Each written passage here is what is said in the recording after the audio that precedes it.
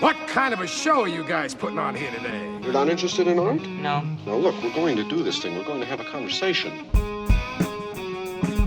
From Chicago, this is Filmspotting. I'm Adam Kempenaar. And I'm Josh Larson. Bonnie, there's a package for you. Oh, thank you. Hi there, I'm Lily Pad. Let's play. Oh, extinction, not again. Woody and Buzz are back, sort of. It was Cowgirl Jessie and Girl Bonnie who led Toy Story 5 to box office dominance last weekend. We've got a review. Plus Hugh Jackman in The Death of Robin Hood, the British indie Rose of Nevada, and more. Ahead on Filmspotting.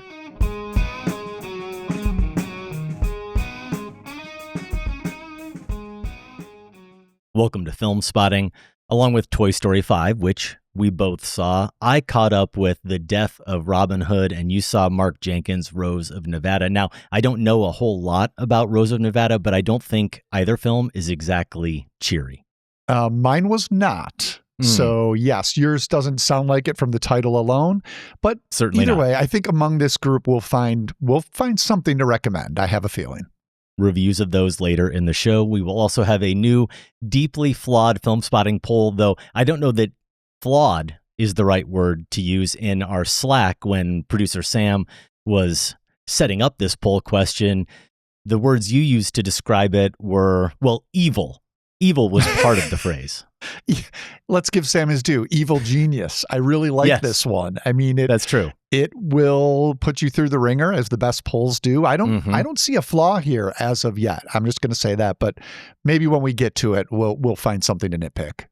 I am excited to get to that. I'm also excited to be in Chicago this weekend for Filmspotting Fest. I don't know if you can tell, Josh, for our video watchers on YouTube, youtube.com/filmspotting, I have a prop here. Aha. How about Look at this? that. The Very poster nice. looking sharp, isn't it? You can see representations, images here from the 4 films that will be part of Filmspotting Fest. 2 Fest, 2 Filmspotting, as we like to call it, presented by our partner, Inflection Point Entertainment. We do have Cleo from 5 to 7, Krisha, Wet Hot American Summer, and the Royal Tenenbaums anniversary films. Krisha celebrating its 10th anniversary, Wet Hot American Summer its 25th. Can it really be that long? And yes, the Royal Tenenbaums, its 25th anniversary as well. A 35 millimeter print of that at the Music Box. That's Sunday morning. Michael Phillips will join us to talk about that one and intro it as well. The other 3 films will be part of a Saturday festival event at the Athenaeum Center, all right there on Southport in Chicago this weekend, June 27th and 28th. So depending on when you're hearing this, you could still make it out to one day or both days of this event, and you can get tickets at the door at either the Athenaeum or the Music Box. Adam, I just did that walk last weekend. I was in that neighborhood at the Music Box, and we walked to eat at a place that was just past the Athenaeum. If you're coming to Chicago and you haven't been in that area, it is lovely. It's a beautiful stroll, all sorts of restaurants, shops to check out. So yeah, we'd really encourage you to make a day of it. We have spread out the screenings a little bit more compared to last year's festival. So a little bit more room to breathe, get out in the neighborhood there. Yeah, I thought I had a good movie weekend last weekend, Adam, for Father's Day Eve. We caught The Two Towers at Music Box, but this is going to be fantastic. The full day, Saturday with those 3 films, and then, back again at the Music Box on Sunday. As you said, tickets now available, so please scoop those up. All the information, all the details we just shared, you can find at filmspottingfest.com, including for you poor listeners, audio listeners, you can get a glimpse at that awesome poster as well. You can. And we should highlight one last time the guests we have lined up. We're going to talk about Cleo from 5 to 7, a Filmspotting Pantheon entry just this year. And we've got Agnes Varda biographer and critic Carrie Rickey there to talk about that film. The writer-director of Krisha. And Josh, I did my homework earlier this week. I rewatched Krisha. It's a really good film. We're going to have a lot to talk about with Trey Edward Schultz. It's going to be such a good conversation.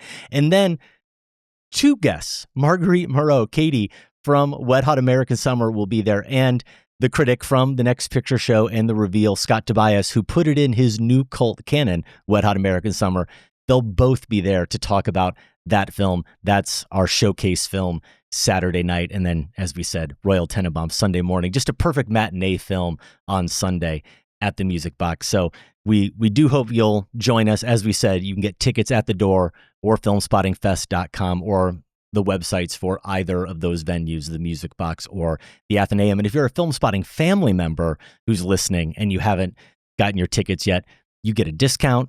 You also get to be part of a exclusive Filmspotting family meet and greet before Wet Hot American Summer. So filmspottingfest.com is where you can get all those details. First up, Toy Story 5.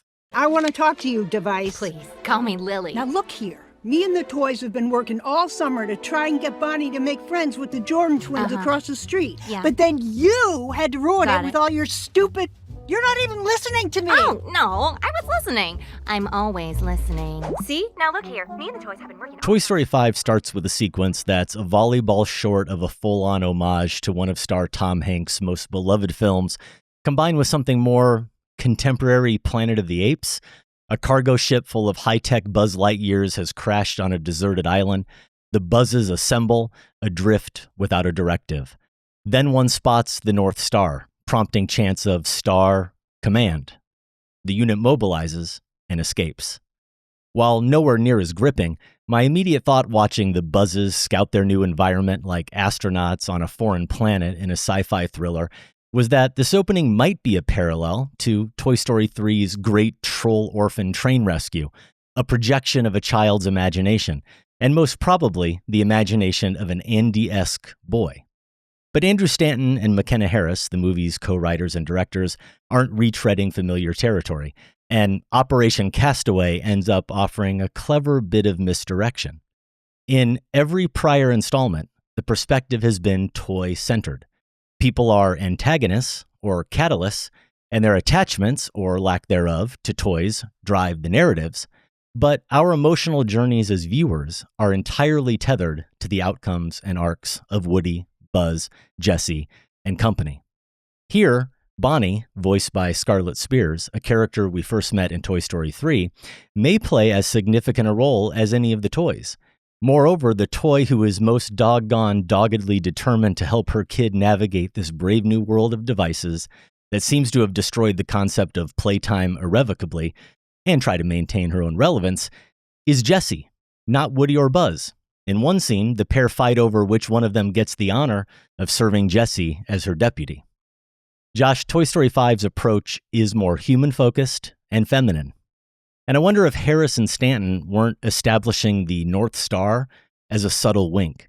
In corporate speak, the kind you might hear within the walls of, I don't know, the Walt Disney Corporation, North Star refers to a company's guiding principle. Or, to put it in Buzz Lightyear terms, the company's universal mission. Whether more films will follow or not, and considering it had both the biggest opening in the franchise's history and the biggest opening of 2026, that seems almost certain, has Pixar charted a new path for this franchise that will continue to not only cement its relevance, but its status as one of cinema's greatest franchises. To extend outside the franchise for a moment, many have lamented that, like those 50 lost Buzz Lightyears, Pixar has been rudderless for some time now. Are there any elements on display in the storytelling or the craft that Pixar should use to guide its work moving forward? Ooh, I wish I liked Toy Story 5 enough and found it that innovative to say yes, because that's something I've been rooting for a long time now. I did like it. I don't see any trailblazing path forward here, though I did appreciate those alterations that you mentioned, bringing in Bonnie as a full character and not just background. And yes, focusing, more on play that girls, perhaps some girls, most girls maybe even engage in as opposed to boys. And it's funny, the the sequences where we see Bonnie playing and jump into her imagination, which are really lovingly animated. They're like watercolors that a child might draw, actually, rather than the familiar CGI crispness. I liked those. They're all wedding scenes, right? And if, I talked to Debbie who had Barbies as a kid, she'll say, oh yeah, it was always involved around a wedding. And not only that, a wedding that was quite dramatic, someone bursting in to interrupt the proceedings, which is exactly what we have here. So yes, maybe this is a turn towards the Barbie experience a little bit for kids in terms of playing with toys. I think that's a welcome tweak as well. We have plenty of toy soldiers in our lives, right? So I appreciated both those things. I don't know that either of them justified a Toy Story 5, to be honest with you.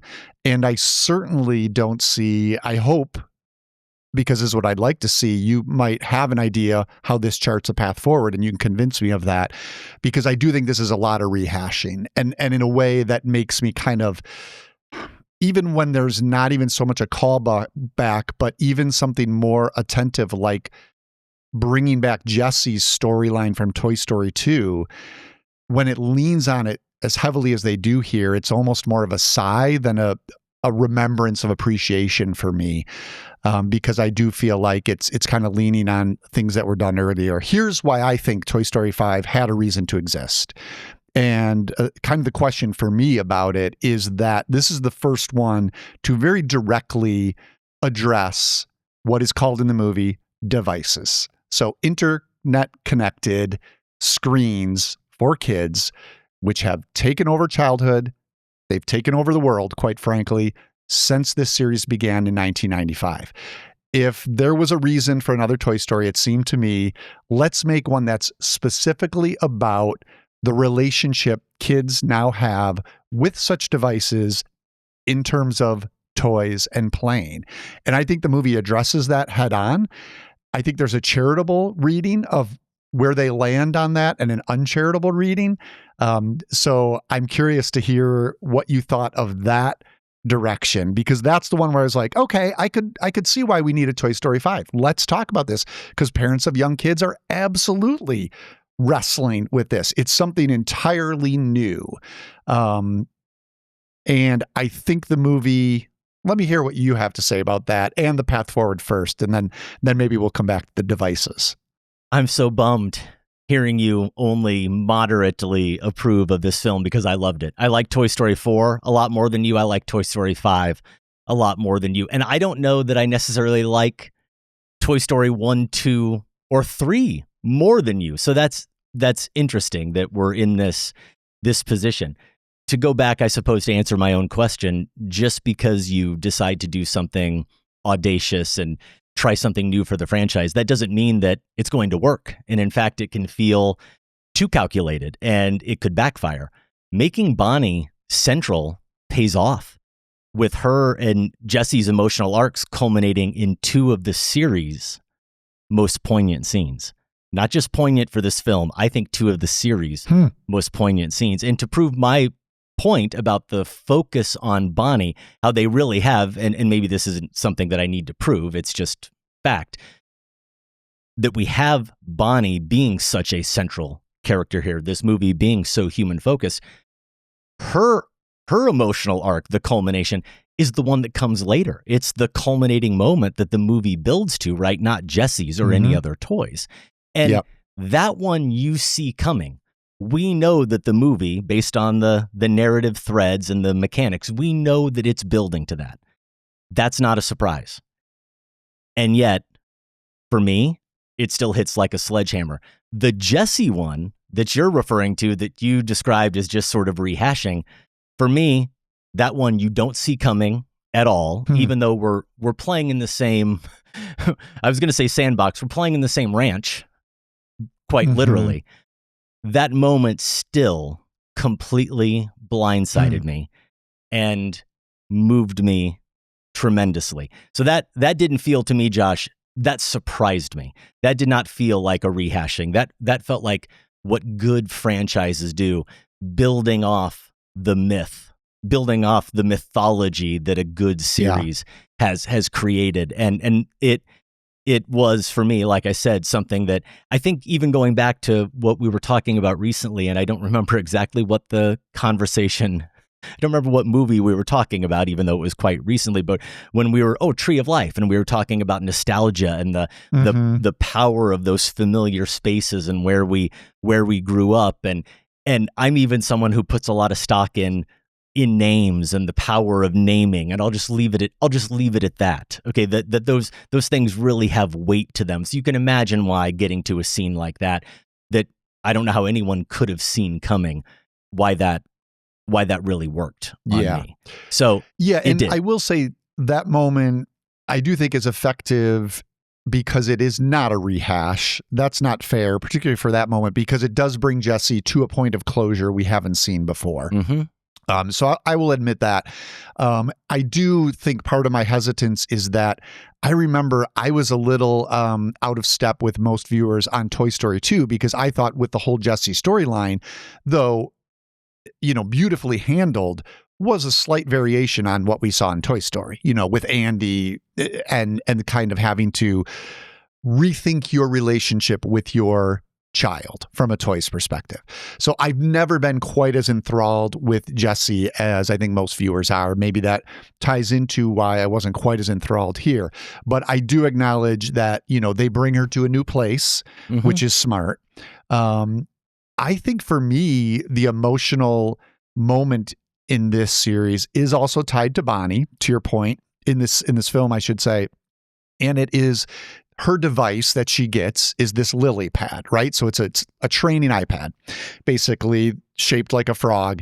And it's a way for her to connect with some girls in her dance class. This is what's prompted her parents to make the digital leap is, she's struggling, she's shy to make friends.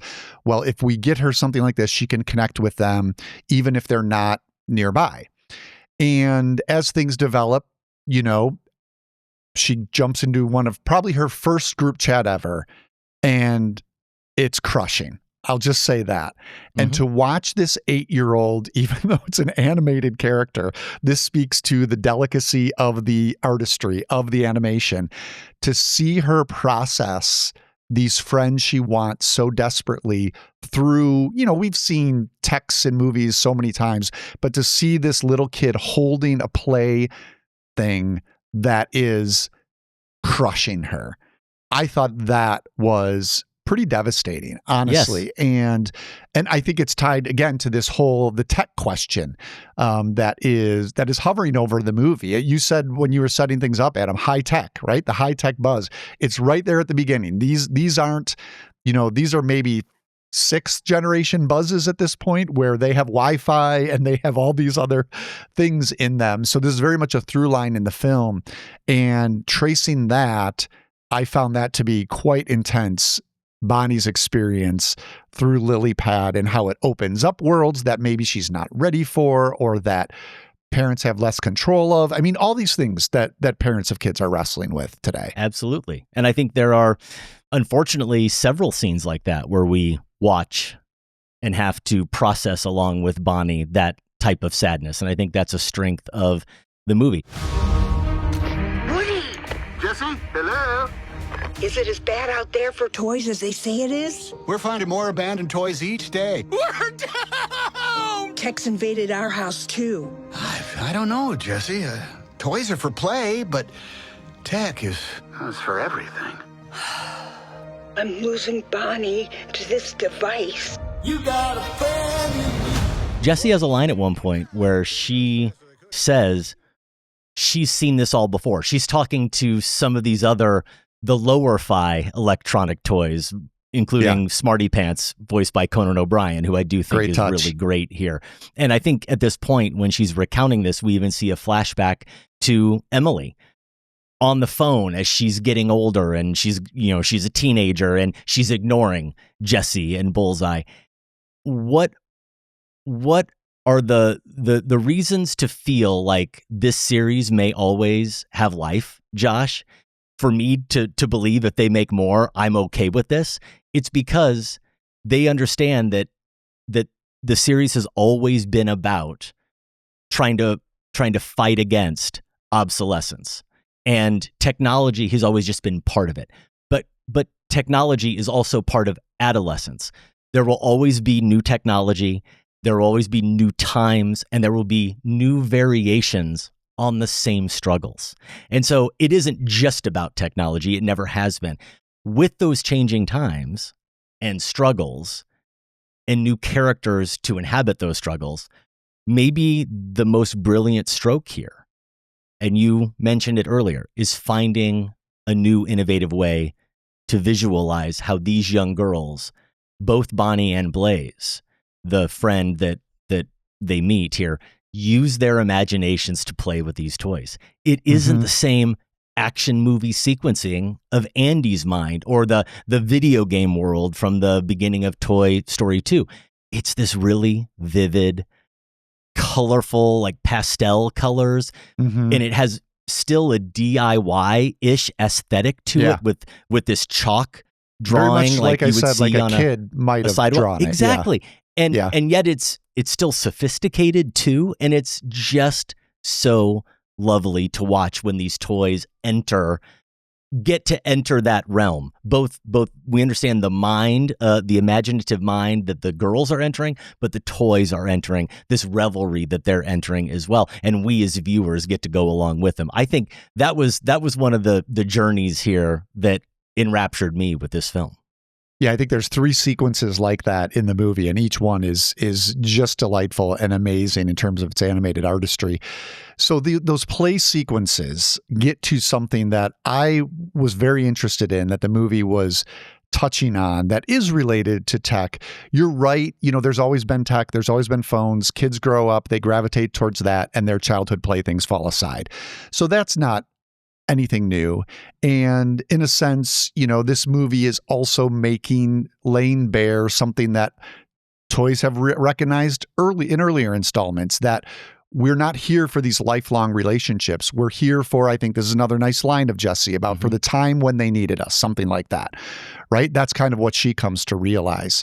That's true as well. But the movie raises, and those pastel watercolor-ish sequences are where we dig into this.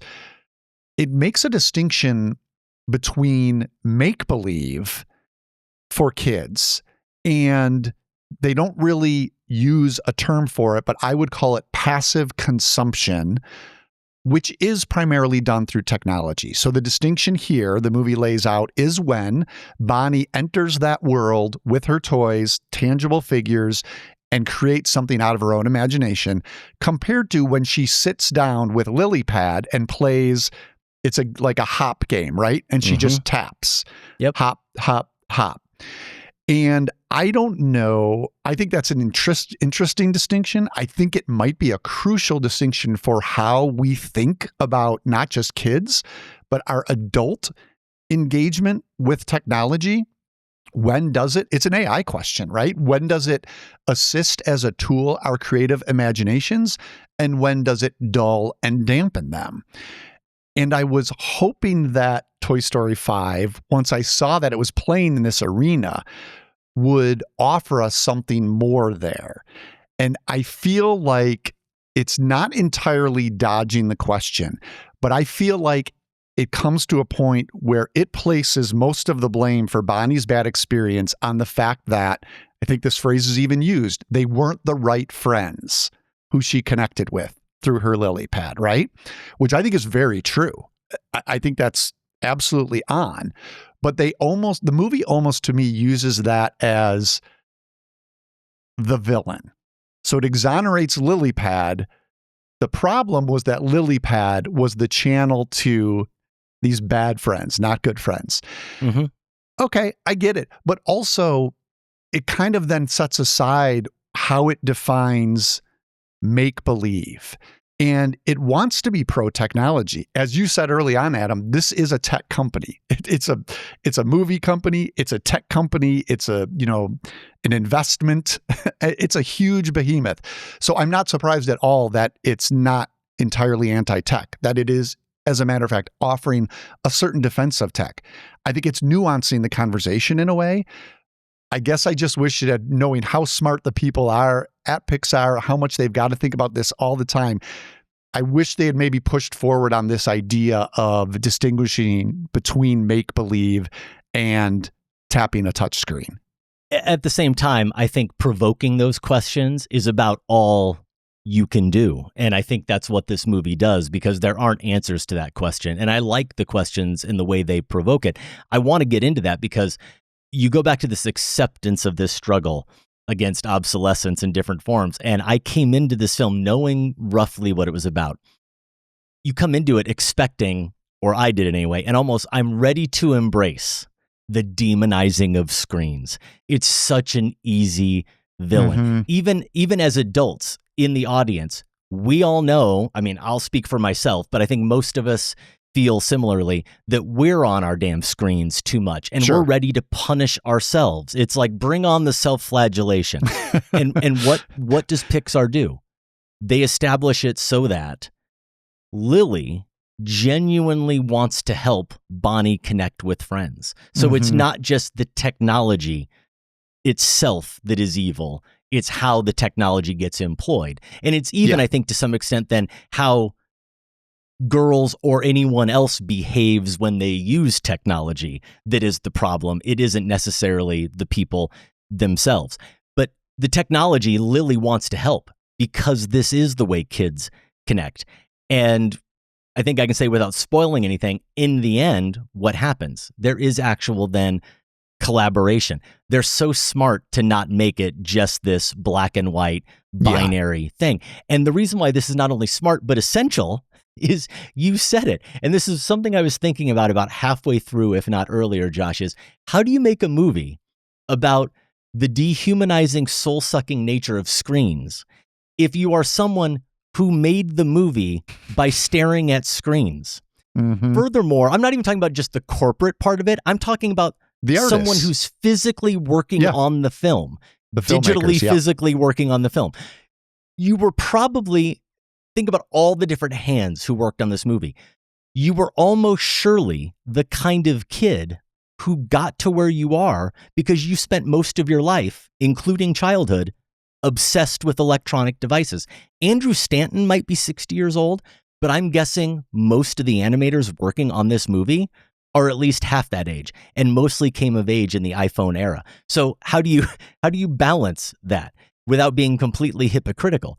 And what I think the movie demonstrates, or at least what I'm going with, Josh, is I don't think they necessarily say that only traditional, pure, childlike imagination is what matters. They give Smarty Pants and they give these other electronic toys a chance to experience that type of play. They integrate them into these visions. And what happens? The entire scenario that Blaze envisions when this happens, it actually gets taken to another level once the electronics are involved. It gets better. It gets more exciting. So I think perhaps the movie is saying that one isn't right or wrong, but what matters is how you use it. And more importantly, that there still does need to be that element of imagination. There still needs to be that element of creativity. As long as the devices are still being employed to a creative end, which of course is what's happening when you're bringing a film like Toy Story 5 to life, then it's okay, right? Then that's a path where it's a healthier way for us all to utilize this as indeed a tool. That's where I came out watching it, Josh. Yeah, and I think that's the nuance that they're going for. I'd have to watch that play scene where the earlier generation electronic devices are involved. I guess the crucial question, and maybe I'm asking too much of a animated kids story to really explore this deeply, but hey, this is Toy Story, right? Are there tech abilities of those toys being employed in the make-believe? Maybe it is, maybe it isn't. They are. Or are they just objects that are being they're there, and so they're imagined to be other objects. So yeah, they get kind utilized in the sequence by the characters in a way where it becomes more of almost like a Mission Impossible like thing, because they it's the spy now one. have this technology. So yeah, that's right. where I was going sequence. with it being utilized. So the path for Pixar question for me, where I was going with that North Star thing, wasn't, ironically, I suppose, not about charting a new path, actually but about charting a new old path here. So I'm going to go in a little bit of a different direction. I wondered if Stanton, part of the old guard, who has worked on apparently all of these movies but never directed one, I wonder if he got together with Harris and said, what is the North Star for these films? What is it that makes these fundamentally work? And it's probably true not only for this franchise, but all of Pixar's best work. And it's not ultimately about action or these thrilling set pieces. It really is at its core just about relationships, as simple and maybe as sappy as that sounds. So the beginning, that sequence that sets you up with this sort of, like I said, sci-fi thriller with all these Buzz Lightyears running around, it really becomes a bit of a red herring, because there are a lot of characters in this movie, but when you really think about it, what is this movie focused on? It's focused on Bonnie and Blaze. It's focused on Jesse and Bonnie. It's focused on Buzz and Jesse. It's focused on these couples. It's focused on these relationships. And I said there were two big emotional payoff scenes. There are really three. There are really three, because it is the Buzz and Jesse, how that emotional arc culminates as well. And I think that one is pretty effective too, Josh. I have to admit, that's how much this movie had its hook in me, that I thought that was very effective too. And even, I'm going to give Stanton and Harris here a lot of credit, that all of those little narrative moments, those little plot elements, even the 50 buzzes at the beginning where you're like, why do we keep returning to this? The Buzz's ex machina, it works. It all works. Everything fits together in the way the best of these movies do. I'm really glad that it fit together so well for you. Those were some of the hiccups for me, honestly, was the storytelling and the weaving in all those buzzes, bringing them around. And I didn't even really need the Buzz and Jesse stuff. I think having the focus on Bonnie was the way to go. And that's the strength of this movie. But I do want to talk about some of the other things I like, because I don't want to be the total downer on this. And I did overall enjoy it. And the funny, creative touches that, were there from the very first Toy Story are absolutely here, from things like having a sticky hand thrown in as a sentient toy. I don't think we've seen a sticky hand before, and how that's employed to aid some toys that can't move around. I just never got sick of seeing how they were going to envision doing that. Lily Pad as a character. Again, the detail Pixar imagines. There's a point where Woody and Buzz figured out if they use the voice command feature, they can get Lilypad to do what they want her to do against her will. And you notice whenever that happens, so the Lilypad toy has two giant eyes. One of the eyes just is always twitching a bit as she's completing their command. Just great touches like that. And how about the pet reptile? I don't know if it's a gecko or whatever. I think it only gets 2 scenes, but one. And this is where, like, you can imagine we're going to do something about a device, an electronic device, and the Pixar geniuses, their minds just fire on all cylinders. So of course, toys aren't going to be able to activate a touchscreen, right? Because their hands are plastic.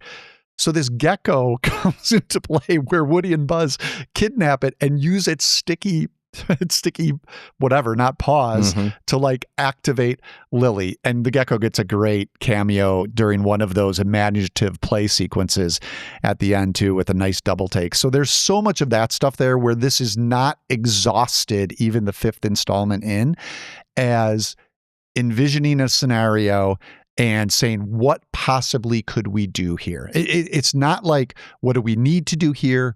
What will the most fidgety kid in the audience need to see to sit still here? It's what could we possibly do here? And that's where you get things like the gecko, the eye twitch, or as you said, Smarty Pants overall as a character. And real quick, one thing I want to praise as well, again, I sound like I'm totally down on Jesse. Joan Cusack's voice work has always been among my favorite in the series.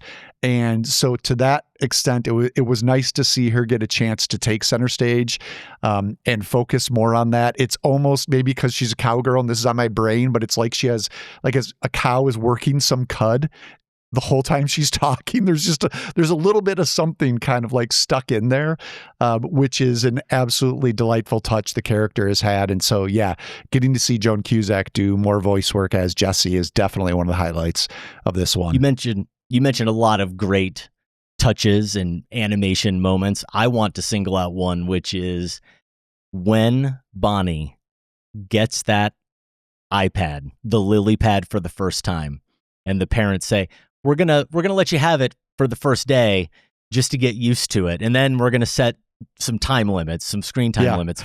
Yeah. And you see the way they animate the glossing over of her pupil when within about 3 seconds her brain says, I'm now locked in and I am going to be staring at this screen the rest of the day. It's one of the smarter, more acute touches in the film because we've all seen it and we've all fallen victim to it ourselves. The glossy-eyed stare.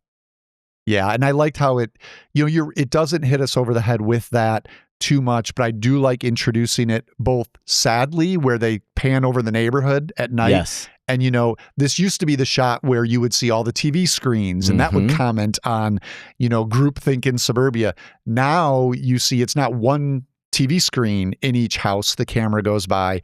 It's multiple glows in each house from separate rooms, suggesting that everyone in that house is in their own room on their own screen. So, that's a clever way of capturing it. And also just in terms of humor, the first digital devices that Jesse meets in a neighbor's yard, they've been abandoned nearby his house. It's pretty obvious there. I think there's a sailor toy who tells her the age of toys is over. I loved the other character. I forget exactly what it is, but it's like a mechanical drumming toy. And that one's just obsessed with tapping. And so it just it's all the tap, tap, tap and hitting the drum each time. Again, just like a possibility. Like we could say, we need to say the age of toys is over in this scene, right? What else could we say? And that's where Pixar gives you the tap, tap, tap character as well. Toy Story 5 is currently out in wide release. If you see it and agree or disagree with our thoughts, we would love to hear from you. Feedback at filmspotting.net. Bonnie still needs us. Come on, Bullseye. Buzz, you stay here. I'm going with them. You don't think I can do it? No!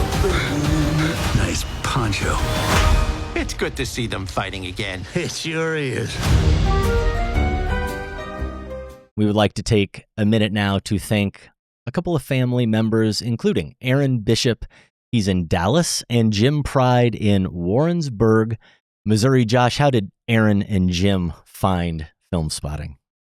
Aaron says super early before podcasts were cool. Batman Begins review, possibly. Yeah, that would have been quite early on. For Jim, he said, a friend mentioned you in passing when I had a long work commute. Now I live near work, but I've rediscovered you as a companion while winding down, doing household chores, or painting game miniatures. All right. All good podcast companions there.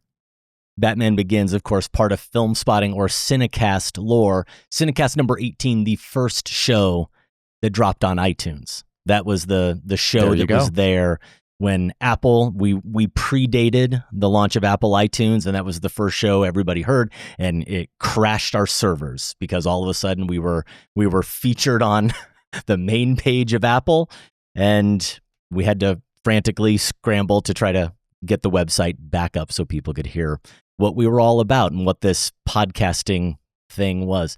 Jim's favorite show, top 5 of 1999. This is one we did back before you, Josh, episode 281 in 2009, commemorating 10 years. Pretty soon we'll be doing 2029, looking back on 1999. Crazy. Reviews we got wrong. Okay, according to Aaron, I didn't know there was any group standing Confess Fletch, but Josh, you're on his list. There is a strong group, Adam. Yeah, these people Love that movie. I will concede, saw it once. Maybe it was a bad mood movie day. I have those every once in a while. Often it is related to comedies for whatever reason. Confess Fletch just didn't work for me. Okay, but did you just give it a harsher review than me? Because I didn't like it either. I'm looking at there's no way I gave it more than 2.5 stars. There's no way. Just let me take the heat on this one. I should. I don't want to get on. I'll do it. I'm already on Aaron's list for Grand Budapest Hotel, which I did famously not appreciate enough, even though I came around like 2 years ago and gave it 4.5 stars. I know, but we're not forgiven for such things. There's no mercy. Apparently not. Adam, once you make a mistake like that. Hey, Aaron is still holding a grudge against Sam. He actually says, Sam, how dare you? He's holding a grudge against Sam for his original review of Zodiac on the show. Not loving Zodiac enough. That's going way back. Way back. We also asked Aaron and Jim to recommend some favorite books about films or filmmaking. For Jim, it's Roger Ebert's The Great Movies series, and Aaron mentioned Leonard Maltin's movie guides. Yeah. Were you like the rest of us, essentials. Josh? Yeah, I mean, we're just like, you had to have the Leonard Maltin guide. It was your constant reference. Absolutely. When you were looking up anything. We thank Aaron and Jim for being family members and all of those years of listening. Now, I'm sure you started following Jim earlier today, even though I refuse to because his handle is BluesFan1973. Well, okay. Care to explain the beef there? I mean, it speaks for itself. It's got to be a St. Louis Blues reference, and I'm a Blackhawks fan. So that's true. Okay. I did indeed follow Jim today, as I like to do when we hear from our family members. And yeah, people, look for Blues Fan 1973. Adam's ignoring Jim. That's right. He could use some new followers. So come on, join me. There you go. You get all sorts of benefits being a Filmspotting family member, like Sam's weekly newsletter. You get to listen early and ad-free. You get exclusive opportunities like certain benefits that apply to Filmspotting Fest. You get to be part of the Filmspotting Family Discord, and you get monthly bonus shows. One coming your way very soon is our We Were Wrong Once, or really we'll just call it Adam is Wrong Again. Our conversation about David Robert Mitchell's It Follows as we anticipate his The End of Oak Street coming out later this summer. And we've talked about this before, for our family members exclusively, and this is anticipating Super Madness 2027, we had to be completists. We had to get an Elite 8 of the 20s and 30s. So Filmspotting family members only get their own little tournament, 1920s and 1930s, the best of those decades. The bracket has been set, but Josh, it has not been announced as of this recording. It's going to start in about a week. And again, that's only for Filmspotting family members. So if you want to be part of that tournament, you can. All you have to do is go to filmspottingfamily.com and become a member, participate in that tournament, get all those benefits, and join the fun. People can't get enough of madness, so very exciting that we get to offer family members a little extra like that. Again, that's filmspottingfamily.com. Now, there are other ways to support the show. If you would be so kind, you could rate us. Take a minute to give us a rating or a review on Apple Podcasts or Spotify. Doesn't matter if you're a brand new or go way back like Jim and Aaron. We do love getting reviews from all our listeners. Each one helps us find new listeners.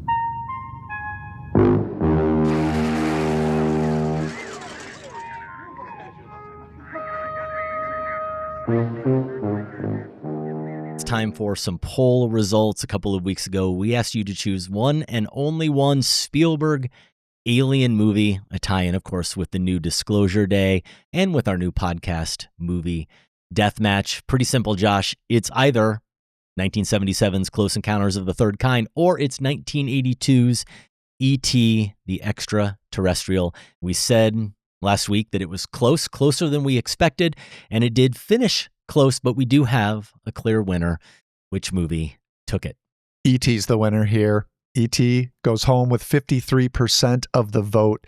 to Close Encounters, 47%. Sean weighed in with a comment. Tough question because these are two all-timers, but your hypothesis about demographics holds true for me.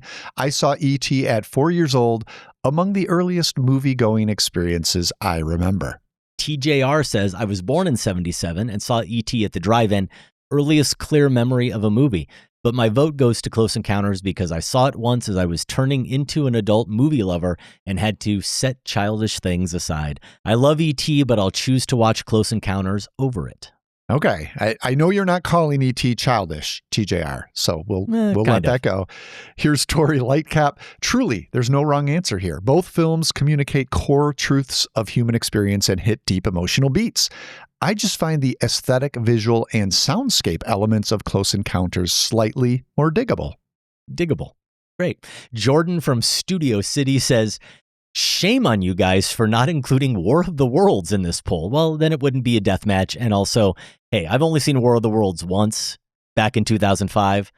Maybe I'd have a different reaction to it now, Josh. Wasn't a fan then. No, it was never going to win, and I realize I'm very much in the minority by putting it in my top 5 Spielberg. But it should still be in the conversation. The way he frames the invasion from a civilian standpoint, putting what really matters in perspective. And it's probably the best example of post 9/11 filmmaking outside of 25th Hour. I forgive you for not adding Crystal Skull, though. Well, thank you, Jordan.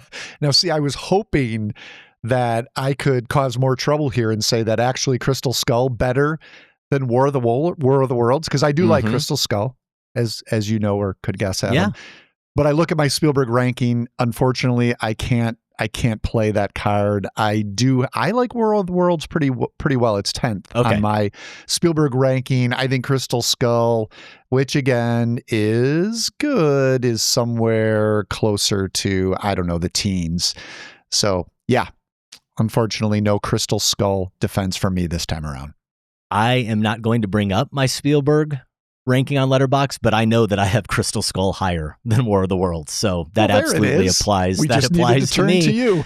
Sorry, Jordan.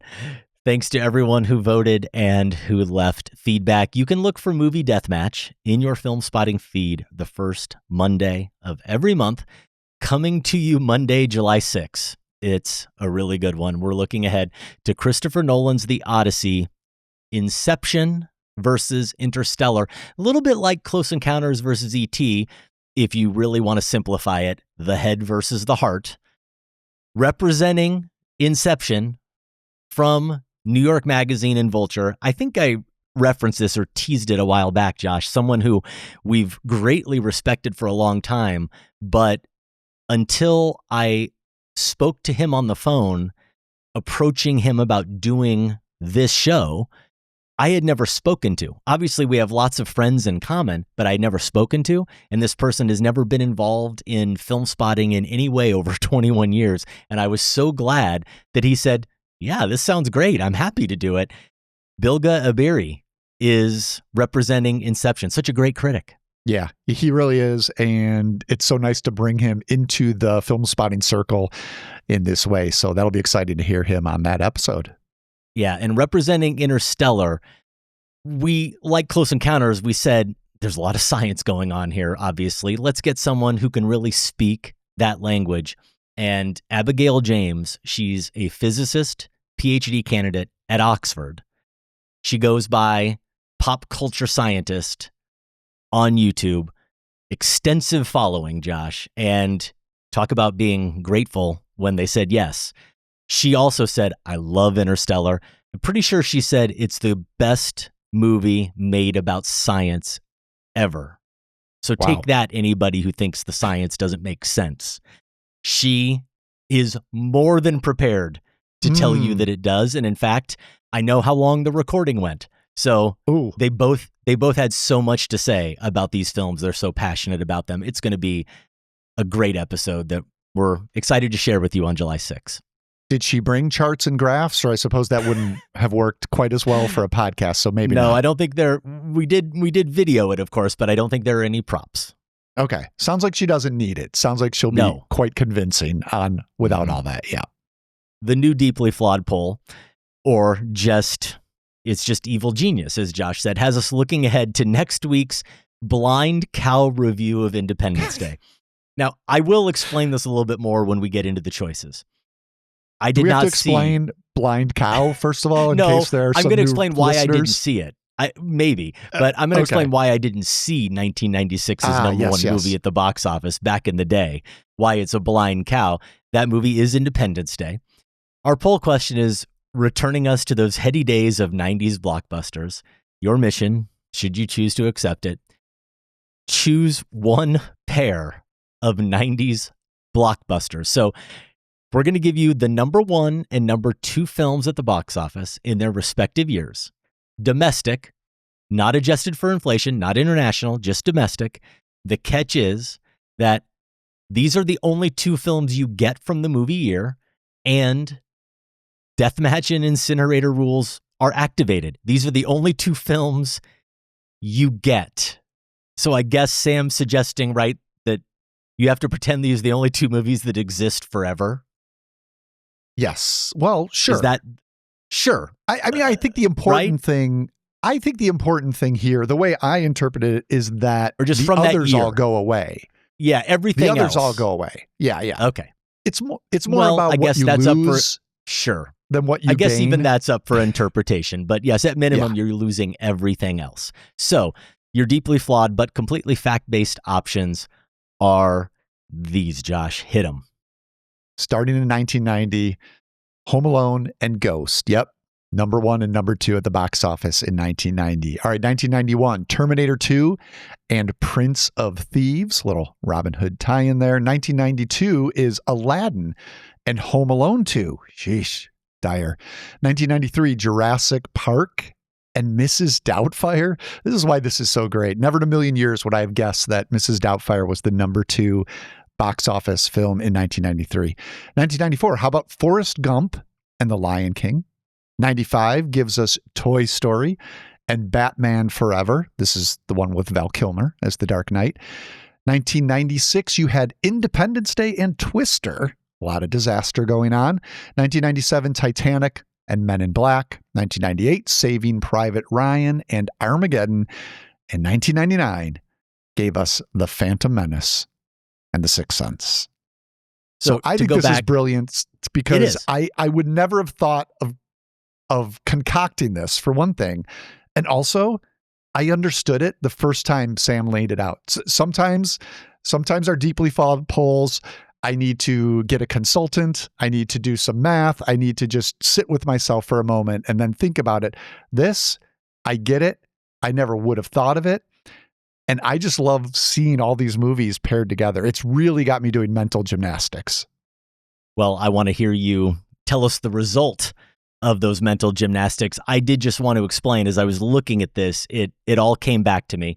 You may recall from our review of what was that sequel? What was the sequel to Twister? Twisted? What did they call it? I hope they call it Twisted. Twisted would have been better. Yes. When we also talked about Twister back in 96, I was working that summer at the movie theater in my hometown, and of course, those movies, both of them, just they stayed there for weeks. You know, just people could not. And of course, I'm living in a town where we'd get tornado sirens and fairly regularly, and we'd have to go to our basements and stuff. So Twister, just, people ate it up. But Independence Day was hugely popular as well, and I remember constantly having to go into the theater to tell people to put their feet down, and I'd have to thread the projectors. So I saw parts of both movies, lots of parts, but I was full on, of course, I was a junior in college going into my senior year. So I was full on in my movie snob phase. Yeah. And I did not care about this populist nonsense and had no interest in seeing either film. And I still have never watched Independence Day. And as you know, I did not see Twister until last year or whenever it was. So really, it was a matter of moral principle for you. And, correct. And you stood to it. I do like the idea that you have somewhere playing in your brain a single movie comprised of random scenes of Twister and Independence Day. And, like a Twister takes out the White House in this version, or I don't know what's going on, but I'm glad you have that. I, at that time, Adam, of course, was, not a snob. Maybe I had to grow into that yet. I was just out of college trying to make it as a freelance movie critic. So I had the assignment for the Daily Southtown here, southern suburbs of Chicago, South Side, reviewing Independence Day, where I gave it a 3 out of 4 stars. So I don't know that I've seen it Man of the people. Man of the people. I mean, I could appreciate just the things that others can appreciate as well. But yeah, we'll see. Maybe I will be proven to be the snob this time around, Adam, with that blind cow, and I will be the one who says after another viewing, none of this tripe for me. Yeah, we'll get into that. Now, Sam really wants us to weigh in not just on what we're going to pick, but how we think our listeners are going to pick. So let's start there. And does your personal preference line up? No, I'm not going where I predict listeners will go. I also would love to play, the stereotype role and say I'm going with The Phantom Menace and The Sixth Sense. I thought it'd be easy for you. Yeah. I mean, Sixth Sense, top 10 horror of all time. I am a prequel defender, and the thought of losing the pod race alone to the incinerator makes me shed a tear. But what's interesting when you look at these as pairs, I'm finding that you have a couple of the animated titles throwing a wrench in things. So Toy Story, which I still think is the absolute best. Can't imagine. I know we get the others, but as my review just showed you, they're good, still diminishing returns. To live without Toy Story seems unimaginable. But I think my vote is going to be swung by another animated film, and it's The Lion King, because it's one of my favorite Disneys, and I am a defender of Forrest Gump as well. It's been a while since I've seen it. I think, did we do a Forrest Gump versus Pulp Fiction episode? Maybe like but 10 we didn't years review ago? it though. No, maybe just a poll question. We just did Pulp I don't Fiction. think we've done it. I think we talked about it, but I don't remember us actually doing a Sacred Cow on Forrest Gump, and we should. I have seen it since its release, basically. So I've given Forrest Gump more consideration. I understand, particularly the political, the political elements that people do not like about Forrest Gump. But I still think it's a really good film, one of Zemeckis' best. And so that's where I think I'm going to land, Adam, it's that 1-2 combo.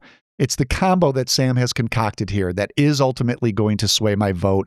I can't just go with Sixth Sense and want to, play prequel defender. I've got to go with Forrest Gump and The Lion King. Okay, now, what do you think? What do you think then listeners are going to do? Did you weigh in on that? I think Titanic is just too much of a behemoth. Yeah, I think, and I do think Men in Black is affectionately regarded still. And so I think you have, whatever it is about Titanic, which is fine. I like it, whatever, that has, lulled generations at this point. You have that power, and then you throw in something nostalgic and fun like Men in Black. I think that's probably where it'll go.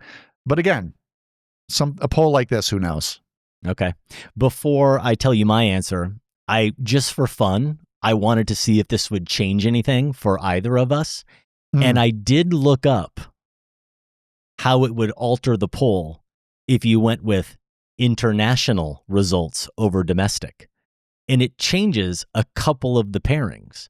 And Josh, this might actually affect you, especially based on what you just said about animated. Wait a minute. You're bringing an international box office to this? Yeah, just for kicks, just to see how it changed things. I just praised this poll for being simple. What are you doing? Play along. You'll find it interesting. If you go international instead of domestic, 1991 is one of the years that changes. Terminator 2 is still in the top 2. Prince of Thieves is out, though.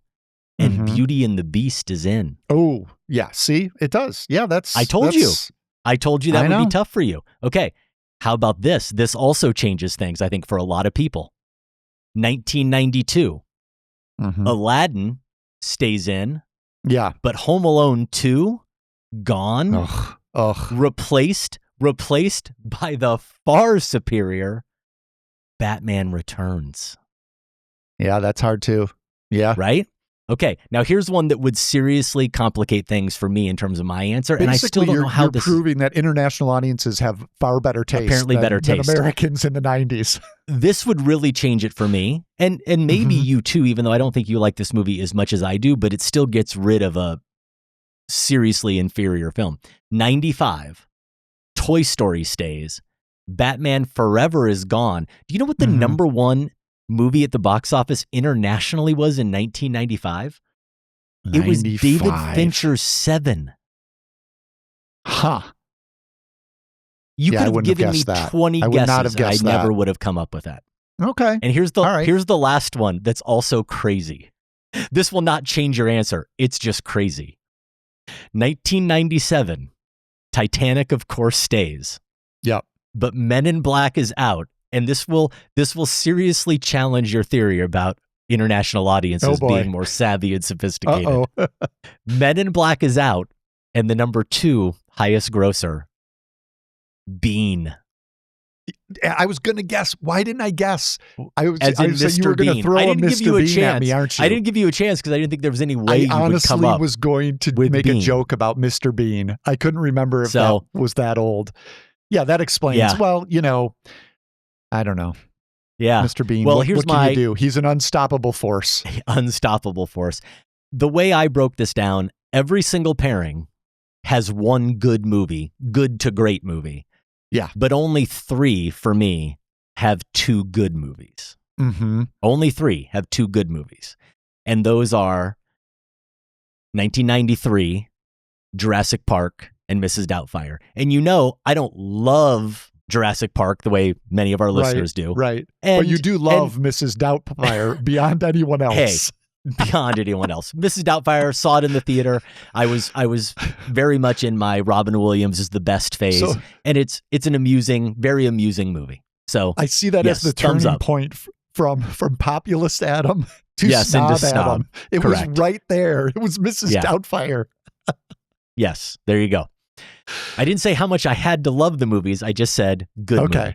movie. Okay. Sorry. 1994, I'm with you, Forrest Gump and The Lion King. Okay. And then the third one is 1997, Titanic and Men in Black. Those are the 3 for Good me. movies. The only Okay. 3 that have 2 good movies. So, which of the 3 has the 2 goodest?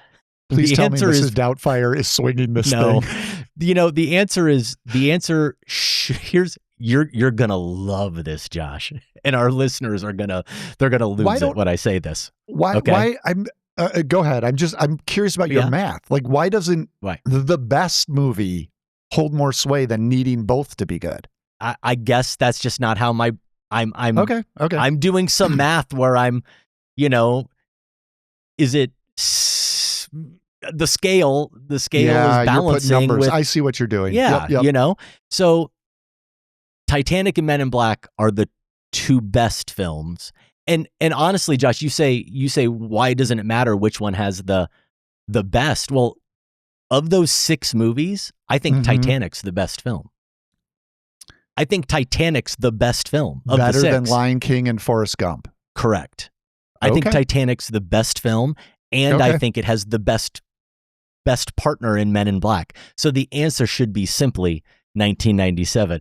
Except I'm going to be totally honest with you, as I've really thought about this poll a lot. And I've really thought about it in terms of incinerator rules. Like, I can only watch these 2 movies, whichever 2 movies here, for the end of time, and all the other ones are gone. You're not watching Titanic. I'm not watching Titanic, and I'm not watching Men in Black. Do you know what I'm watching? Yeah, Mrs. Doubtfire. I'm watching The Sixth Sense and The Phantom Menace. No way. I am. No way. I am. Because The Phantom Menace, while still a 2-star movie, great scenes. Is still a Star Wars movie with and things has about great it, individual scenes with some great scenes and some things about it that I still really appreciate that we talked about back in 2019. And I would rather watch those two movies if I could only watch two. Happy. I would rather watch those two movies than any other two. I'm so happy. Can I change my vote and we could start a movement? Yes. And maybe we'll get the Phantom Menace to win this poll. That would make my summer. That's my vote. Deal with it. I'm going 1999. In terms of where I think listeners will go, I'm with you. I think it's either 97, Titanic, Men in Black, or we joke about Mrs. Doubtfire. I think the Jurassic Park love from 93 is going to carry it. I think it's between those two. After that, Independence Day Twister is going to be a force. That one, 96, is going to do well. And I do think Terminator 2 and Prince of Thieves is going to do well. That's what I was looking at. I have no sense of if anyone even remembers Prince of Thieves. It's almost like if Terminator 2 had been paired with anything, Home Alone anything 2. else. Probably. So we'll see what happens. Okay, vote in that poll. Make your disparaging comments about my pick. I don't care. You can leave that comment at filmspotting.net. People speak of Robin Hood, tell his stories. They're all lies. He was not a hero. You were a murderous brigand. The Death of Robin Hood is the latest from writer-director Michael Sarnoski, who made Pig. That one starred Nicolas Cage.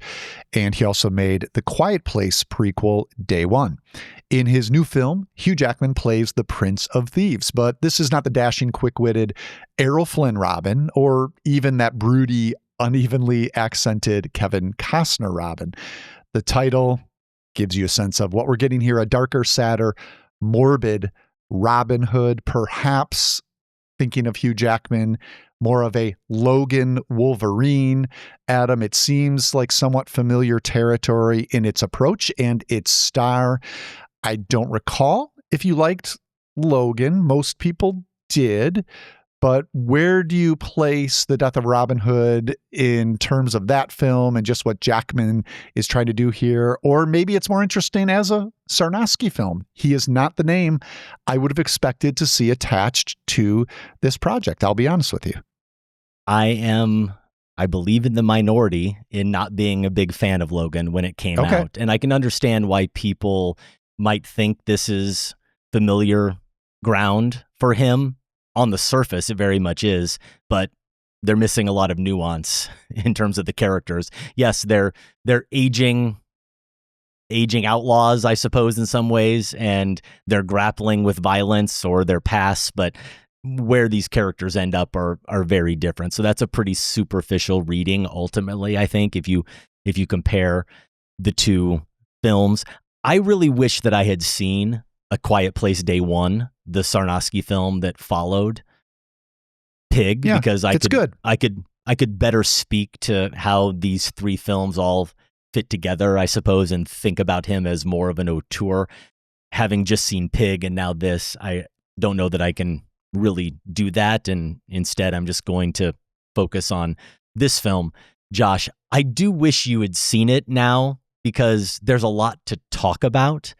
The description for this movie is: grappling with his violent past, Robin Hood finds himself gravely injured after a battle that he thought would be his last. He soon gets a chance at salvation when he meets a mysterious woman and a young girl.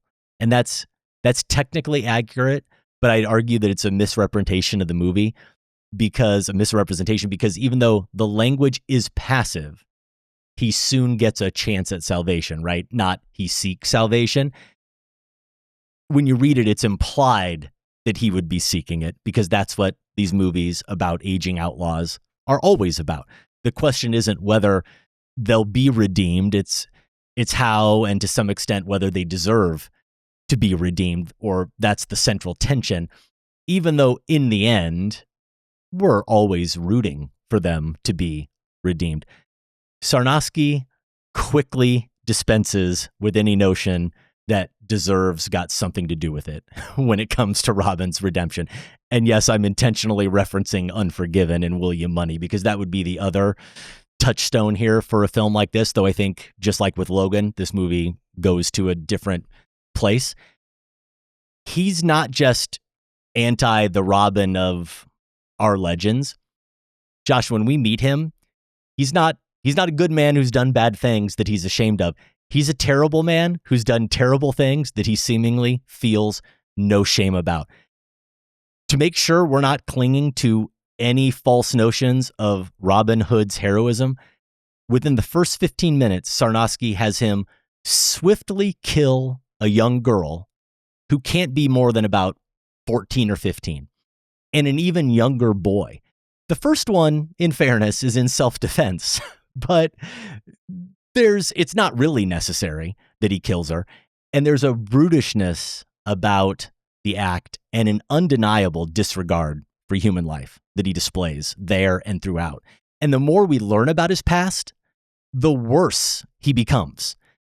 It doesn't get any better. It just gets grimmer and bleaker. So it's not a pleasant watch. It's certainly not a pleasant watch for the first 45 minutes of the film, where it is quite intentionally intended to be very punishing.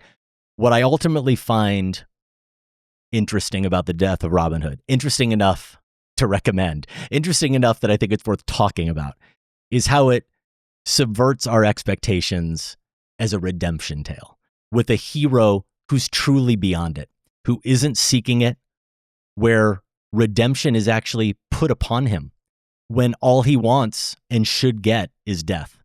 There's nothing particularly provocative about it, as the title would suggest, about it as a deconstruction of the Robin Hood tale or myths and our need for them and the consequences of buying into false ideologies. And I'll tell you this about how punishing it is in terms of the filmmaking. Sarnoski and his crew, the way they depict the brutality of 13th century England, it's shot in Northern Ireland. There is a point in the film, I said maybe, I didn't look at my watch, but maybe about 45, it's not quite halfway through, I don't think, 45, 50 minutes in, where Robin ends up at a priory on an island, and Jodie Comer is the prioress, and her whole thing is that she heals the sick and the wounded.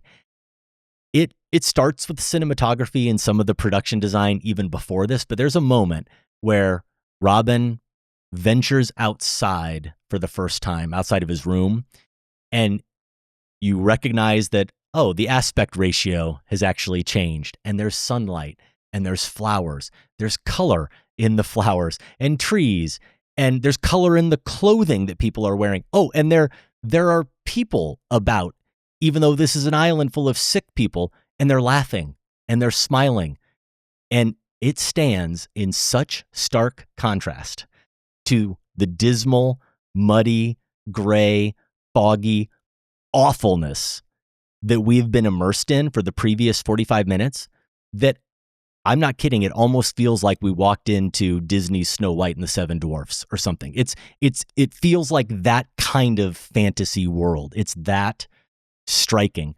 And part of that, I think, is that you can tell early on that they're trying to do everything as practically as possible. The way body parts are splitting, and when Robin fights with a guy, he almost asphyxiates in a barn that's on fire. The fight is just two exhausted older guys who are rolling around in the mud. There's nothing thrilling about a lot of the fight scenes. It's just ugliness. And that transition functions, I think, primarily on that level where we're meant to mark this passing of this character into this new realm and this new possibility.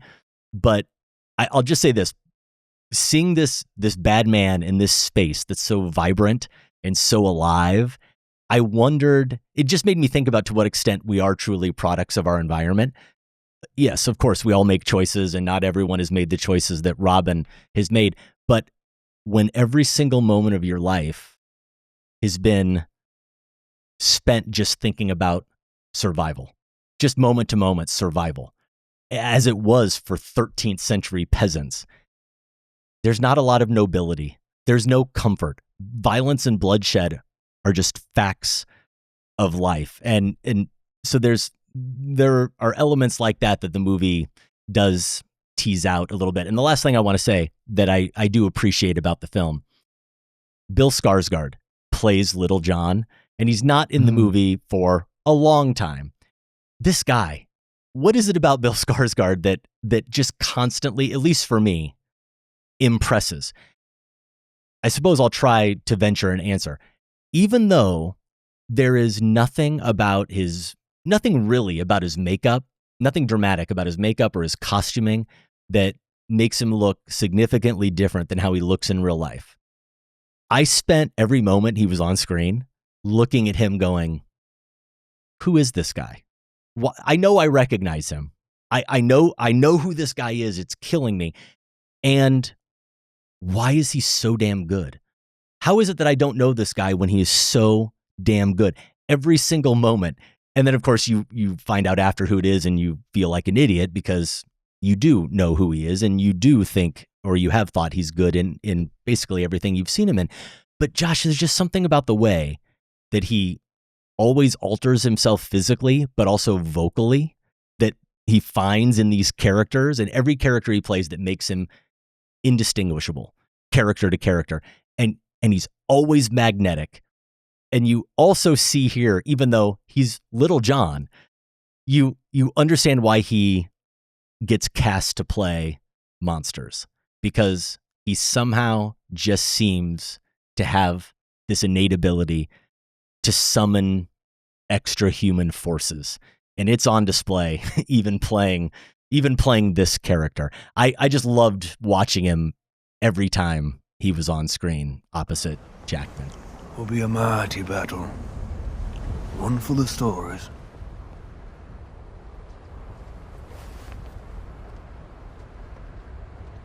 You're strong. Oh, I come from an old family. They say from Viking blood. There's a story that once their elder father fought a bear. It would be a mighty battle, Robin. There is a lot more that we could dig into with this film. I was mostly, as I've been trying to do here anyways, trying to process why, despite the unpleasantness, and why, despite for most of its running time, I was trying to make sense of what this movie was even trying to say, or why Sarnoski made it. I'm wrestling with that, and this is the best I could do in the end. And I think that there's enough there to justify the experience. You know that The Irishman is knocking around in my head, and a recent rewatch I did, and this sounds very similar about this notion of being dragged into redemption. You know, it's sort of just a slightly different angle on what is a fairly, familiar dramatic thrust or narrative arc that maybe this film is trying to bring to that idea as well.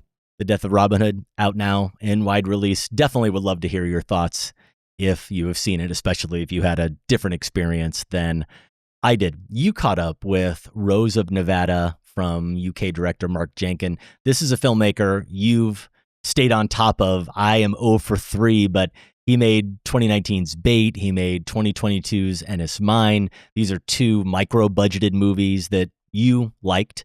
And this film sees him going a bit more mainstream, I suppose a bit more higher budgeted as well. Callum Turner stars, George Mackay stars.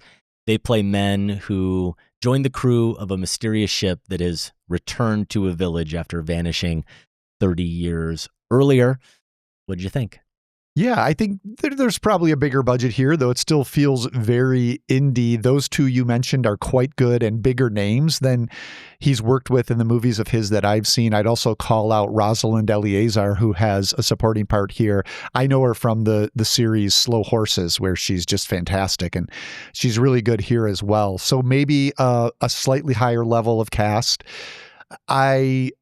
I'm going to call this a ghost story, Adam, because I want as many people to go see this as possible, even though I'm a little worried that might set up expectations that Rose of Nevada doesn't entirely deliver. It's something of it's almost oblique horror in the way it's coming at certain conceits that could be explored more directly or obviously, and just allowing them to haunt us, but in different ways. And Jenkin, from the 3 movies I've seen, and this is my favorite of those 3, it strikes me that he relies on insert shots as part of the film grammar more than any contemporary filmmaker I know of. And in a way that could be seen, it makes the movies initially feel perhaps rudimentary.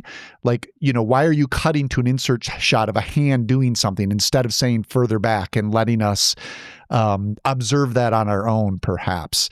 It's very deliberate. It's very intentional.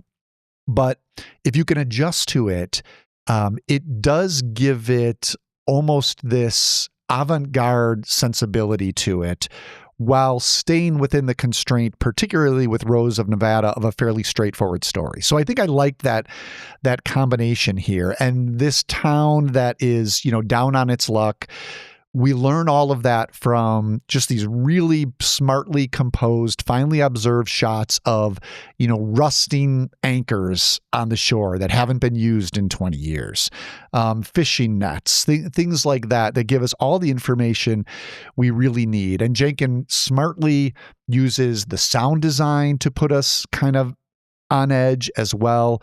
Very intense use of colors in his last 2 films. Bait is actually in black and white.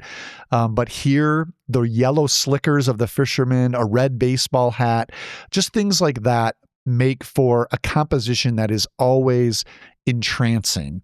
And then you put that in the confines of characters wrestling with the past and how it is haunting them.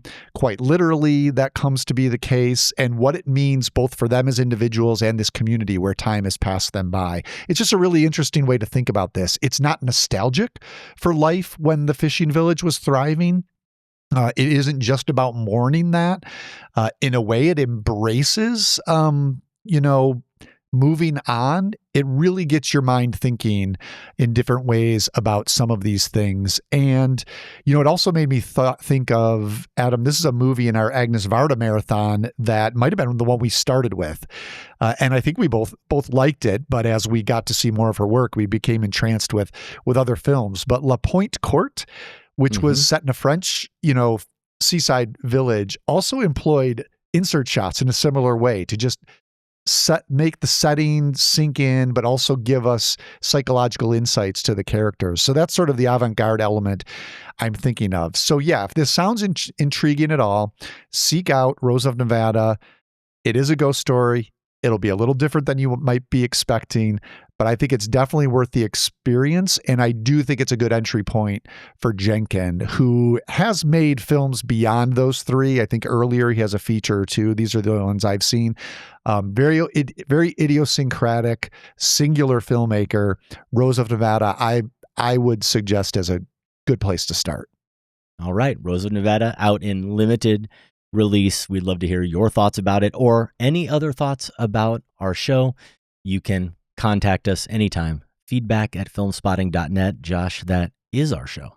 If you'd like to contact us on social media, you can find Adam and the show on Instagram, Facebook, Letterboxd, YouTube, and Blue Sky at Filmspotting.